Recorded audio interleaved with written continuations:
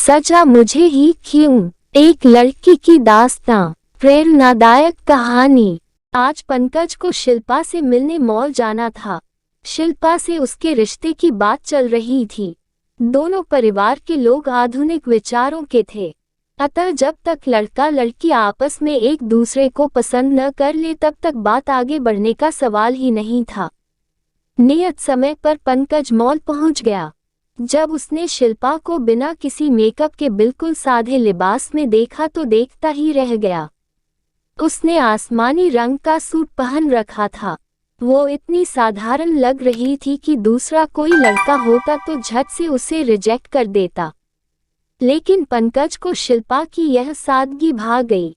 Hi hello होने के बाद पंकज ने पूछा, मैं आज तक जितनी भी लड़कियों से मिला हूँ उनसे मिलकर समझ में आता है कि वे पार्लर से तैयार होकर आई है, लेकिन आपने तो लिपस्टिक तक नहीं लगाई।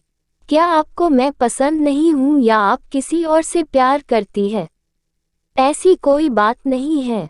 दरअसल शादी से पहले दोनों पक्ष एक दूसरे को समझना चाहते हैं, लेकिन दोनों ही पक्ष इतने बनावटी हो जाते हैं कि कोई किसी को समझ ही नहीं पाता। मान लीजिए यदि हमारी शादी होती है तो शादी के बाद आप ज्यादातर समय मुझे बिना मेकअप में ही देखेंगे न। इसलिए मैंने सोचा कि शादी से पहले भी मैं आपके सामने अपने वास्तविक रूप में क्यों न आऊं। पंकज पहले ही शिल्पा की सादगी से प्रभावित हो गया था, अब तो सूरत के साथ साथ सीरत का भी कायल हो गया। आप यह शादी किसी तरह के दबाव में तो नहीं कर रही है? नहीं, मेरी पसंद ही मम्मी पापा की पसंद होगी। क्या मैं शादी के बाद जॉब कर सकती हूँ? शिल्पा ने पूछा। हाँ, बिल्कुल कर सकती हो। हमारे यहाँ बर्तन, कपड़ा, झाड़ू पोंछा आदि कार्यों के लिए काम वाली है, लेकिन मम्मी को कुक रखना पसंद नहीं है। मम्मी को लगता है कि खाना बनाने वाला जिस भावना से खाना बनाता है उसका असर खाने वाले पर जरूर होता है। जिस प्रेम की भावना से परिवार की महिलाएं खाना बनाती है उस भावना से कोई भी कुक नहीं बनाएगी, इसलिए हम कुक नहीं रखते। मम्मी को खाना बनाना बहुत पसंद है, लेकिन उम्र के साथ वो ज्यादा काम नहीं कर पाती, इसलिए आपको भी किचन में काम करना पड़ेगा।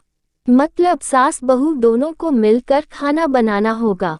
वैसे जरूरत पड़ने पर मैं एवं पापा भी खाना बनाने में मदद कर सकते हैं। ऐसा नहीं है कि काम कितना भी ज्यादा क्यों न हो घर के पुरुष किचन में काम नहीं करेंगे। आंटी के और मेरे विचार बिल्कुल मिलते हैं। यदि घर के सभी सदस्य मिलजुल कर रहे तो किचन का काम आसानी से किया जा सकता है। क्या आप मेरे माता पिता के साथ रहना पसंद करेगी? पंकज ने पूछा। माता पिता कई मुसीबतों का सामना कर हमारा पालन पोषण करते हैं। हमारा भी फर्ज है कि हम उनकी अच्छे से देखभाल करें, उन्हें खुश रखें। जब तक परिवार साथ में न हो तब तक जिंदगी जीने में मजा ही नहीं आता। वैसे भी बड़ों के आशीर्वाद के बिना हम खुश भी नहीं रह पाएंगे। इस तरह के सवाल जवाब दोनों के बीच होते रहे। अभी तक की बातचीत से दोनों मन ही मन खुश हो रहे थे कि उन्हें जैसा हमसफर चाहिए था वैसा मिल रहा है। अचानक शिल्पा ने कहा, वैसे तो मम्मी पापा ने मुझे सख्त हिदायत दी थी कि मैं ये बात आपको न बताऊं, लेकिन मैं अपने रिश्ते की नींव झूठ के सहारे नहीं रखना चाहती। इसलिए मैं जो बात बताऊंगी वह जानने के बाद भी यदि आप मुझसे शादी करने तैयार हैं तो मेरी भी हाँ है। पंकज के दिल की धड़कनें अचानक तेज हो गई कि न जाने ऐसी कौन सी बात है जिसे बताने के लिए अंकल आंटी ने मना किया। बताना तो चाहती हूँ लेकिन कैसे बताऊँ समझ में नहीं आ रहा है। आप निसंकोच होकर बताए। 4 साल पहले मेरे मामी जी अस्पताल में भर्ती थे। मैं रात को 8 बजे टिफिन देकर अस्पताल से लौट रही थी। रास्ते में एक सुनसान जगह पर मेरी स्कूटी खराब हो गई। मैं स्कूटी पकड़कर जा रही थी। अचानक 4 लड़कों ने मुझे घेर लिया। हालांकि मुझे जुडो कराटे आते हैं, लेकिन कुछ ऐसा हुआ कि मैं अपना बचाव नहीं कर सकी और उन चारों ने मेरा सामूहिक बलात्कार करके सड़क किनारे फेंक दिया, जैसे कि मैं कोई इंसान हूं ही नहीं। स्ट्रीट लाइट बंद होने से अंधेरे की वजह से मैं उन दरिंदों के चेहरे नहीं देख पाई थी, इसलिए हमने पुलिस में शिकायत तक नहीं की क्योंकि मैं उन दरिंदों को पहचान ही नहीं सकती थी। कुछ दिन तक तो मैं पूरी तरह सदमे में थी। फिर किसी तरह मम्मी पापा के हौसले और प्यार से खुद को किसी तरह मैंने संभाला था। क्या ये सब जानने के बाद भी आप मुझसे शादी करने तैयार है? पंकज निरुत्तर हो जाता है।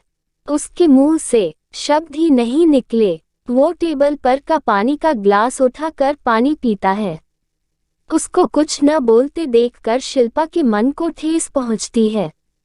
वो एकदम आपे से बाहर हो जाती है। अब नहीं करना चाहते ना आप मुझसे शादी? उन जानवरों ने मेरे साथ रेप किया, उसमें मेरी क्या गलती है? मेरा मतलब यह है कि उन लोगों की गलती की सजा आप मुझे क्यों दे रहे हैं? क्या आपने कभी बलात्कार का दंश झेला है? क्या आपको पता है कि एक बलात्कार पीड़िता को किन किन मानसिक और शारीरिक वेदनाओं से गुजरना पड़ता है? लोगों को लगता है कि यदि एक बार किसी लड़की के साथ बलात्कार हुआ तो आगे भी वो कपड़े उतार कर तैयार बैठेगी, क्योंकि वो पहले से ही अपवित्र जो हो गई है। लेकिन वो लड़के जिन्होंने ये घृणित कार्य किया है वे पाक साफ होकर समाज में खुलेआम घूमते रहते हैं। इतना सब सहने के बाद दोष दिया जाता है हमारे ड्रेसिंग सेंस को। लेकिन ऐसी घृणित मानसिकता वालों को कौन समझाएगा कि रेप तो उनका भी होता है जो साड़ी लपेटकर बाहर निकलती है।